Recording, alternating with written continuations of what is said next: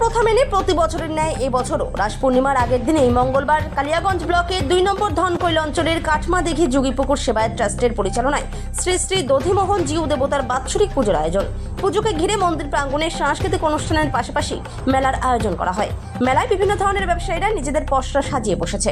কাটমাদিঘি সেবায়ত ট্রাস্টের সভাপতি কল্যাণ দাস বলেন, সাধারণ আমরা দেখে থাকি রাস পূর্ণিমার অষ্টসখীদের নিয়ে যে কৃষ্ণের চরকা ঘোরানো হয়ে থাকে, কিন্তু তাদের সেটা হয় না বলেই আগের দিনেই শ্রী শ্রী দধিমোহন জিউ পূজার্চনা করা হয় স্থায়ী দধিমোহন জিউ মন্দিরে এবং সন্ধ্যার পর থেকে স্থানীয় কচিকাচাদের নিয়ে সাংস্কৃতিক অনুষ্ঠানের এবং রাতে যাত্রাপালা অনুষ্ঠিত হয়। উৎসবকে ঘিরে একদিনের জন্য একটি মেলার আয়োজন করা হয়। তাদের বাৎসরিক অনুষ্ঠানকে ঘিরে প্রচুর মানুষের সমাগম হয়। আচ্ছা, আমার নাম কল্যাণ দাস। আমি এই যে কাটমাদিঘি গ্রাম সেবায়ত ট্রাস্টের সভাপতি। রাস পূর্ণিমার দিন বিভিন্ন জায়গায় হয়ে থাকে পুজো, সেখানে আগের দিনই হয়ে যাচ্ছে কেন, যদি বিষয়টা বলছি। আচ্ছা, এই রাস পূর্ণিমার যে বিষয়টা, এটা সাধারণত দেখবেন যে রাত্রের দিকে লাগে।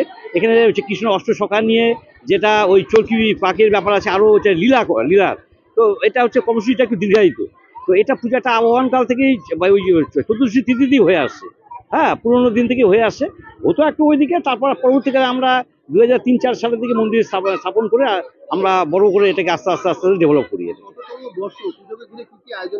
এটা বর্ষ তো ঠিক বলা যাবে না, তাও আপনার 35-36 বছর বর্ষ হবে এরকম আমার দেখা। পুকুরে পুজোর আয়োজন হচ্ছে যথারীতি পূজা সরচুর উপরে যে রাধা গোবিন্দ গোপালের পূজাটা হয়। আচ্ছা, পূজাটা সবাই অংশগ্রহণ করে।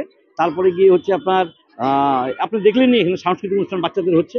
তারপরে এটা পুরোনো কালের, এটা আমাদের রেওয়াজ একটা, যে যাত্রাপালা আমরা নিজেরা থেকে যাত্রা শুনি। এটা হ্যাঁ, যাত্রা একটা আনন্দ উপভোগ করি। এটা রাত্রে আমি অনেক রাত পর্যন্ত জাগি। এটা আমার বহুদিনের, এটা আমাদের এটা একটা রেওয়াজ। মানুষের সমাগম খুব হয় এখানে, অংশগ্রহণ আশপাশের গ্রামের যত লোকজন আছে খুব সমাগম খুবই, এটা খুবই অংশগ্রহণ।